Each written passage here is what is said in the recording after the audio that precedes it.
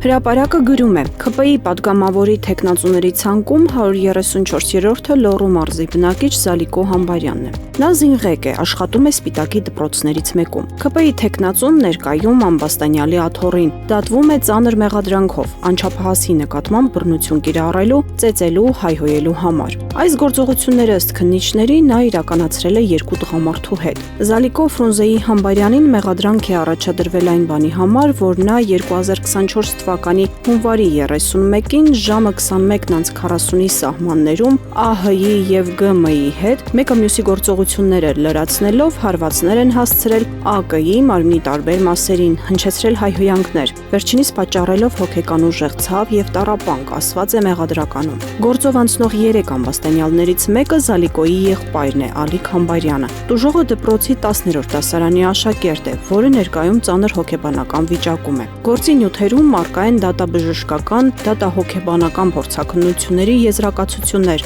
որոնց համաձայն երեխան ենթարկվել է ֆիզիկական եւ հոգեբանական բռնության։ Դեռ դատավճիռ չկա, բայց հարցն այն է, թե ինչու է ՔՊ-ն ծեծի համար դատվող անձանց պատգամավոր դարձնում։ Գուցե ապագա խորհրդանում եւս ՔՊ-ն ծեծողների կարիք կունենա։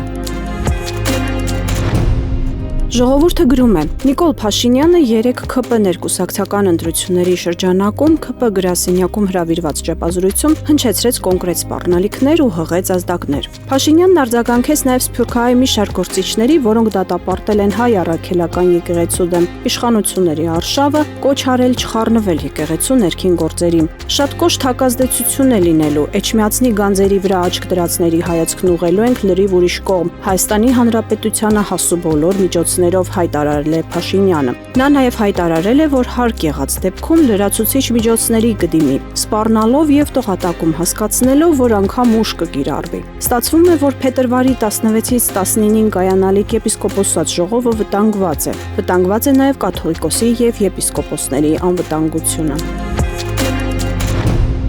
Հրապարակի տեղեկություններով Հայաստանի բանտերում նախնական կալանքի տակ պահվողների հատվածներում, մեկուսարաններում ակտիվ բեռնաթափման աշխատանքներ են այժմ իրականացվում։ Թերթը նշում է, որ նախնական կալանքի տակ գտնվողների եւ դատապարտյալների հիմնարկները տարբեր են։ Անձի դատավճիռն ուժի մեջ մտնելուց հետո նրան այլ հիմնարկ են տեղափոխում։ Թերթին ասել են, որ նախնական կալանքի հատվածները հիմա ազատում են։ Դատարանները մեծ թվով որոշումներ են կայացնում։ Ոմանց դատավճիռներն են արագացնում, մյուսների նկատմամբ այլընտրանքային խափանման միջոցներ են կիրառում, օրինակ տնային կալանք, վարչական վերահսկողություն։ Տեղեկություններ կան, որ նման հրահանգ է իջեցվել, իսկ թե որն է դրա նպատակը առայժմ հայտնի չէ։ Կարելի է ենթադրել, որ տեղ են ազատում առաջիկա ռեպրեսիաների համար։ 2025 թվականին առաջին ատյանի դատարանները բավարարել են կալանքը որպես խափանման միջոց կիրառելու մասին միջնորդությունների գերակշիռ մասը։ Ներկայացվել է 3530 միջնորդություն, որից մերժվել է ընդամենը 447-ը։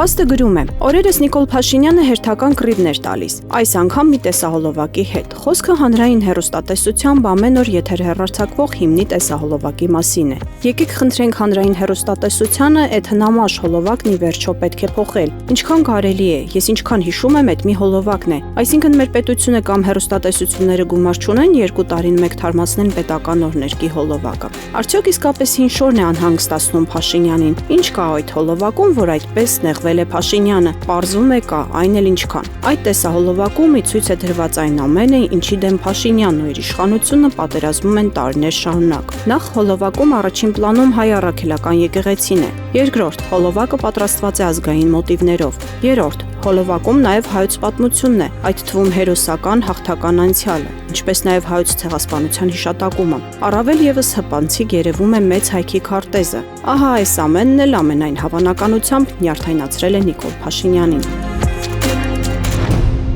Հրապարակը գրում է. Չնայած իշխանությունը հոգեբանական ճնշման տակ է պահում եկեղեցու հոգևոր դասին, սակայն պարզվում է, հոգևորականների մեծ մասը ոչ միայն աննկուն է, այլև պատեհ պահին պատասխան հակահարված է հասցնում իշխանականներին։ ԿՊՀ-ական պատգամավորներից մեկը պատմել է, որ մի քանի ամիս առաջ, երբ եկեղեցու դեմ արշավը նոր էր սկսվել, ծանոթ հոգևորականը հրաժարվել է մկրտել իր երեխային ասելով, որ չի կարող դավաճանել վեհափառին։ Ասում են, որ քիչ չեն նման դեպքերը, երբ եկեղեցու սպասավորները մեկը մյուսի վրա են գցել իշխանականների, ընտանիքների հետ կապված ծիսական արարողություններ անելը, դրանով ցույց տալով իրենց վերաբերմունքը Փաշինյանի արշավի եւ նրա թիմի նկատմամբ, որը լռում է եւ հանդուրժում որնարշավի եկեղեցու վրա։